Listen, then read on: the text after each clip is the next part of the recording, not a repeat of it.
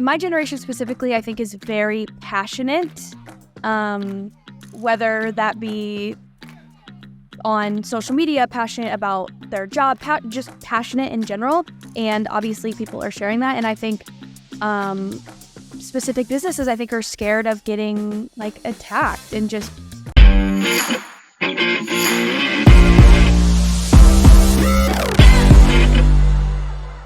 Tristan, we've got a much, I guess, better view today because we usually it's just two ugly old guys, and now we brought in a young, good-looking young lady. And, you know, I do have some skin on this game, and so there's a reason why she's so good-looking. It gets her looks from her dad. We wanted to talk today about... I'm sure that's the reason, Jeff. You got quickly shifted away from that one. We wanted to talk today to somebody who has a different pulse on the world, especially as it relates to social media. All of our listeners, Brian specifically, is probably familiar with Cayli. Cayli has done a lot of work with and for us. What's up, Brian? And so we thought, you know what? Let's bring her on a podcast episode and let's talk about some of the topics, the trending topics, like the election, which is 1 week away, and maybe some other things that are relevant. But Tristan, as you and I continually talk about what's happening on social, you know, one of to me, the biggest things that we all as business owners, as it relates to our social brand, should be paying attention to is really paying attention to the younger generations, because they are the drivers of where the world is going as it relates to technology. And I think a lot of professionals, they don't. They, in fact, I think they almost put a blinder on to what a 24-year-old thinks. And that's just wrong, in my opinion. And so let's talk about that for a second, and then let's jump right in with Cayli. Yeah, I like that. Let's go right into this one, Cayli. Thanks for doing this. Let's just talk about the elections and how it's showing up on social media for you, because your algorithm is different than my algorithm, and definitely Jeff's algorithm. I think Jeff's a bunch of like 80 and 90-year-olds, you know, purchasing stuff. I don't know. Jeff's is terrible. Yeah. No, but Cayli, what are you seeing as far as the election right now? What's trending? What's catching your eye? I mean, honestly, surprisingly, I haven't seen a ton of stuff regarding the election other than just the left and the right fighting. That's pretty much all that I am seeing right now, is just all the controversy of the election, pretty much. And obviously there's been so much speculation on whether or not there is being influencers being paid by either the left or the right to, you know, cast their vote and all the things. So yeah, that's pretty much what it's really been. It's just a ton of controversy, and it's just incredible how much it is dividing everybody. It's just insane, especially my generation. And I think that's like, how do I word it? There are so many people, obviously my age, who this could quite possibly be their first time voting. And I think that is really going to, I don't know how to word this correct, guys. That's okay. It's definitely divisive. How are you seeing it? Use it as an opportunity to show up how we want to show up for the elections? I'll give you an example. For me, I've done now a few different Instagram and TikToks on how the election, if Trump wins or if Harris wins, how it would affect possibly the housing world, right? That's what I've done. One of them did better. You can guess which one. The other one didn't do so well. And I try to keep on bringing the elections into our world that way. How are you seeing businesses, from what you're viewing, that are targeting your specific audience? How are you seeing businesses do a great job with that without being divisive? That's a good question. I don't know. I think a lot of businesses, especially the ones that I follow or that are popping up on my social media, I think are really trying to avoid the topic as a whole. I think with the businesses that are going on one side or the other, there's also the businesses that are completely avoiding the topic whatsoever. And I think people are just scared to even say anything when it comes to that, whether they're on one side or not, or they're just completely indifferent. I think because this is such an intense election, because it's so divided, especially within my generation, I think my generation specifically, I think, is very passionate, whether that be on social media, passionate about their job, just passionate in general. And obviously people are sharing that. And I think specific businesses, I think, are scared of getting like attacked and just, not saying the right thing or doing the right thing. Or pissing off one side.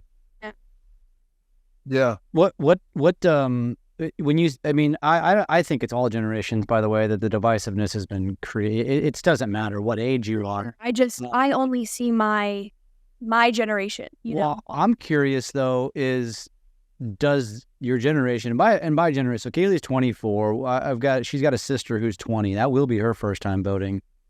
Do you feel like, because our generation, Tristan and I, which is Gen X, we're in our upper 40s, our generation, I feel like, Tristan, correct me if I'm wrong, but when I came into the political arena, which is 18, right, everything that I really truthfully didn't know was I was just passed down from my parents. And I think that was a very common thing for our generation. Whereas today, there's so much more out there.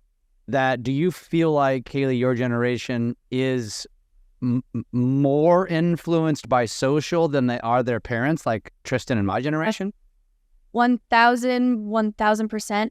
And I say that because a lot of people are going to be voting for what's trending, which is things that I have seen. Because what do you mean, like tell me, explain what's trending.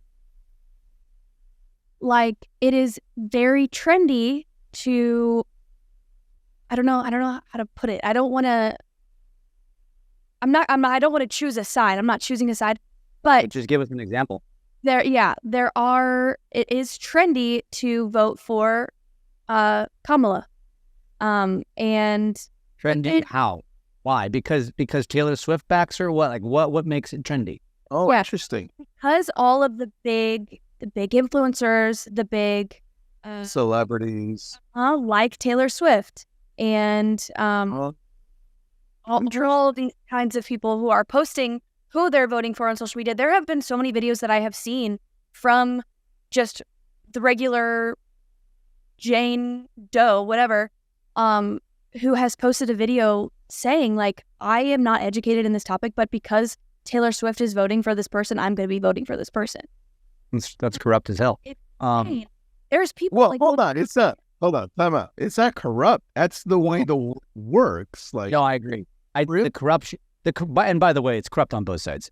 I would be very clear, because Elon Musk obviously backing Trump, and then Bill Gates, of course. So I don't see what Cayli sees. I've not seen either. I did see the Taylor Swift thing, but that's purely. Actually, I haven't even seen that on my feed either. I didn't see it. Well, I saw, because she is so pro. What's that? Not even women. It's the what Bill Gates is backing. I call it like tree hugging. There's a more politically correct term for it, but environmentalist. There you go. Yeah. I believe that's where, and that typically leans heavy Democrat with environmental, advocates basically. But so yeah, corrupt's the wrong word. It's just unfortunate that I would hope that your generation, I don't know. I would hope, and this goes both sides. I would hope, because you're not a big X fan, Twitter fan, you're not voting for Trump just because Elon backed it. And I would same thing for Bill Gates, same thing for Taylor Swift. I'm not surprised. Too. It's not only Kamala, it's also people, oh, this influencer is voting for Trump. I want to vote for Trump. It's the problem with specifically my generation is they're not educating themselves and just using social media and who their favorite influencers or celebrities are voting for. And that's going to determine who they vote for. It doesn't matter educated or not they are or what they agree with or don't. They want to do what is trending in their eyes. Does the what matters, besides trending to a younger generation? And I say that because does economic the status of the economy matter? What do you feel like socially, besides who Taylor Swift is voting for as an example? What matters? Is it environmental things? What are the topics you think that matter the most to your generation? I think it depends on the age. Obviously. But I'm talking 18 to 25, 18 to 30. Again, I think it just depends because there are some 18-year-olds, I would say the majority of 18 through 23-year-olds who are in college and, the economy doesn't really affect them at the moment. However, once they graduate, which will be in these next 4 years, it will affect them. So it really depends. For me, I'm 24 years old and my, rent in my, 1,000 square foot apartment is absolutely through the roof. And so things like that affects me and affects people who are also in the same boat as me. That's the biggest thing for me is the economy and just buying groceries and the cost of milk and the cost of eggs. And that, as far as that goes, I've seen more posts on social media about how bad the economy is than so that how do you one who's struggling, especially my age. The people who want to move out of their parents' houses still haven't. There's people who, I've gone to high school with who still live with their parents, and it's horrible because they want to get out, but they can't because they're, minimum wage paying job. And that's not only is it the economy, it's also the lack of job opportunities. Everyone is hiring, but no one wants to hire. And no one wants to pay what they're worth because they don't have any experience, but they were in college trying to gain that experience. But you know what I mean? Yeah. Well, that's what I see, Tristan. I've seen a lot of that, and I've even posted some of that, obviously, because it's, it leans back to our industry of real estate, which kind of boggles my mind a little bit that doesn't play a part, and maybe it does. And I don't even know that the president fixes that. I don't know. I'm of the ilk that, I don't know, people are going to disagree with me when I say this, but I really don't think the president actually has that much of an impact on anything. I think there's a lot more factors that go into it, and we put way too much weight into this one person who's controlled by big money and has the people and the cabinets that are actually pulling the levers on everything. Man, as a whole, it doesn't even matter. I don't think one decision is based on one person. So how do we take that information and then connect with the audience who want to connect to better? Like, do we first, just talking about you, Cayli, your audience, somebody who's, I think you're like more in the middle, you're concerned more on the economy side, like you're saying, right? Let's figure this out together so we live in a world where I can prosper, right? How do we shift our conversation to talk to you so that your dog's eating the pillow? Easy. So we can connect better? Because for me, if I'm selling a product or if I have a service like what we're trying to do, selling property, right? Helping clients get ready to eventually own a home or sell their home. Now with you, we're looking at possibly buying at some point, knowing that social media can help me and you in this long, long process. How do I approach you when you're not ready right now What kind of conversations do you want to hear?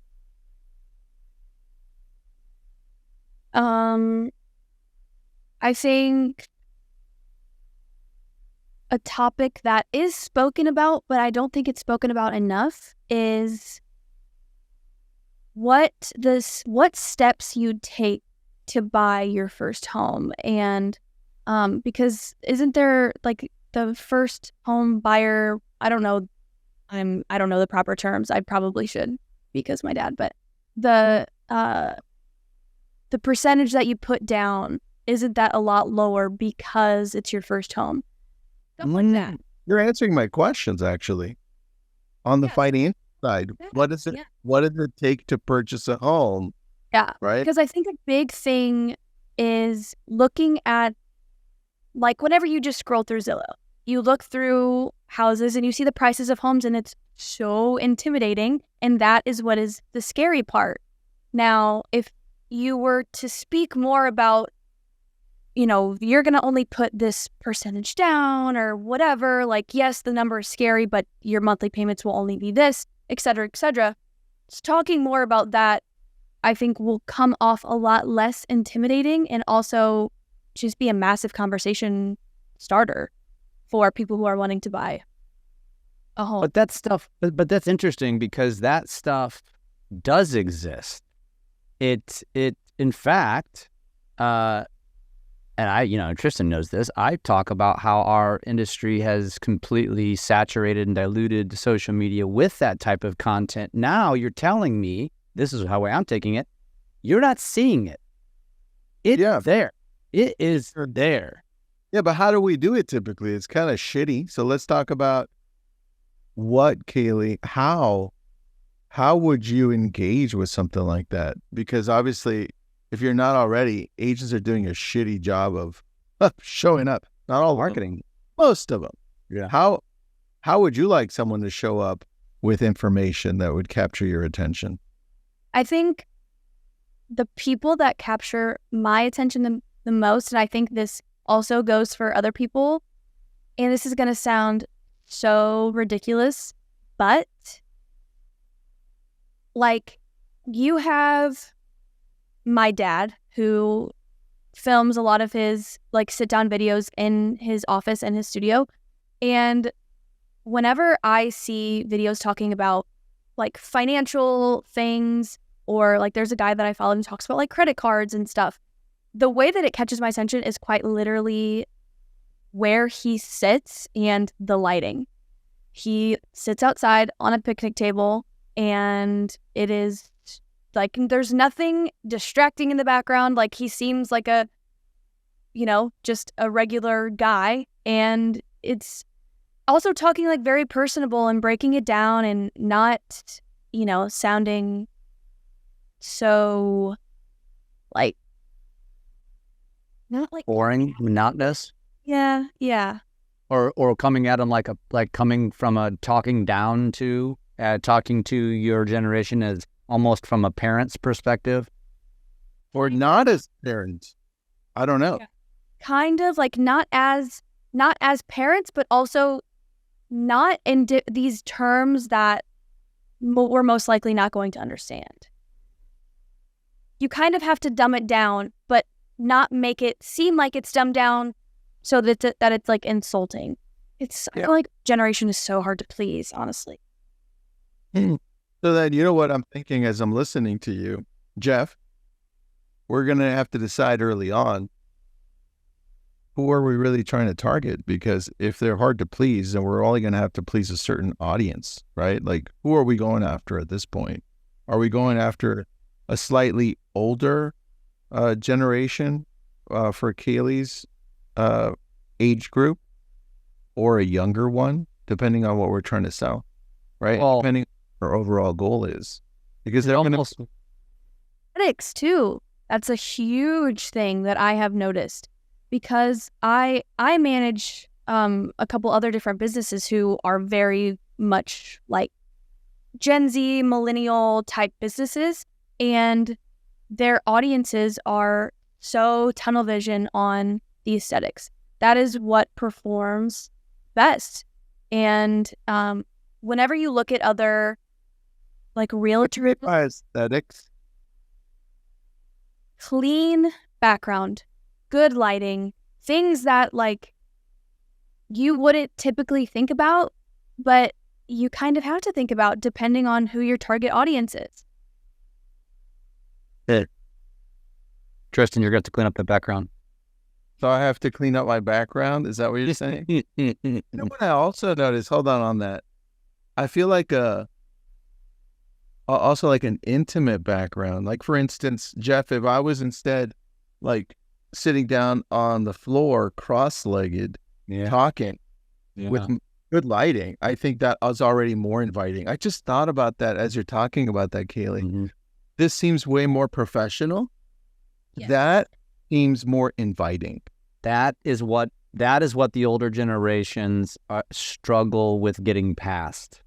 I have to show up in a suit. I have to be in this certain thing that I just don't, especially as it relates to social. And I don't even think it matters to just your generation. I think it's all generations that just feels stuffier when someone's too professional, by and large. And I think you're right, Tristan. I think maybe it's almost, you know how they always talk about communication, like mirror the person you're talking to. If they're doing this, you do this. If they're doing this, you do this. You've heard this before.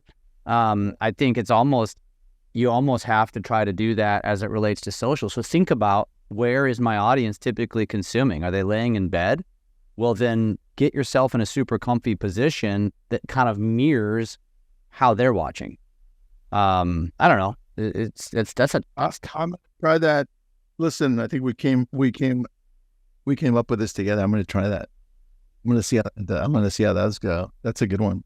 That's a good one. Like a big, I don't know if it's a trend or what, but a lot of people are talking about their comfort creators. And when they say comfort creators, someone who they can watch and they don't even have to relate to, but it's comforting to like just watch them. And that's kind of what you want to become, because that's how you grow. That's how you grow a loyal audience, by becoming someone's comfort creator. They look forward to your content, and you're producing content, like I said, that's not as put together. No one wants to see that unless you're in a meeting or unless you're, doing things that require. Jeff, we need to be less put together. Well, believe me, we qualify in that department. I'm going to show up with PJs. But but by PJs, I just wear underwear to bed, so that could be a problem. Get a lot, dude. Do a live. I can already tell you, it would hit a trend. Yeah, something. I would hit something. Oh, that's funny. All right, Cayli. In closing, what do you think the opportunities are for people listening in, as far as how should we show up more or differently on social media that you think is working, that a lot of people may be missing the opportunity on? Well, I actually just spoke about this on one of the videos that I posted on the Drunk on Social page, but it's so important to stay consistent, but what's most important is staying consistent in the content that you are producing. You pick out the content pillars that you want to create and you stay consistent with it. Like I said, people like having their comfort creators and like seeing the same thing every week. You're giving your audience something to look forward to. And But to that point, what would you say? Like, what is what can a real estate agent do that is going to grab the attention of a younger generation? And that's kind of that's a loaded question and wide open, but how would you summarize that? The number one thing that comes to my head is the TikToker who does speed tours. Be more like him. It's going to be tough to mimic. You have to set yourself apart, period. You have to think to yourself, in what ways can I be different? Obviously, he's different. He he screams and runs throughout these houses and does speed. He's hilarious. Everyone else. Yeah, he's hilarious. So you either want to choose from being entertaining or being aesthetic. Make your videos pretty. Make them, put some light on them, Or white. show up the same. I'll give you an example, Jeff. So great point, Cayli. I forgot his name. Trent? Is that his name? Something like that. And then you have the opposite, I think, where it's more like Glenda. Is that her name? Shit. Yeah. Yeah. Okay. Glenda Baker. Yeah. And those are different, and they're both great, and they both have great audiences. Glenda shows up being more warm, has great lighting, right? Connects with people because she's more down to earth, and she's going for more of what you're saying, right? That whole aesthetic feel. And then you've got the opposite, which is just pure entertainment. And they're both great. I like that, but they both found their niche, and they're showing up consistently that way. Which is the biggest thing. And I think like a lot of what we talk about like on Drunk on Social is to just pick up your camera and just do it. And I think that did work a couple of years ago, but nowadays you can't just pick up your camera and do it. You have to figure out what separates yourself from everyone else. You have to be providing value, or else you're not going to gain an audience. And there has to be something visually appealing about your content, or else, again, no one's going to want to watch it, because there is, in fact, better. And that's just, the reality of it. There's better out there. And if you're not being better, then, your content isn't going to perform. All right. I like that. That's good. Thank you for being on, Cayli. We appreciate you. Yeah, I feel like we have to have these conversations maybe more often. Maybe we'll bring her back again and continue this conversation. It's I'm still a little lost. I still got to figure things out. So. Dude, I have on my TikTok, hold on just a second, I'm trying to figure this shit out. Like, that's my type. I have no idea what the fuck I'm doing. So, yeah. All right, everybody. Thanks for jumping in. Thank you. Yeah.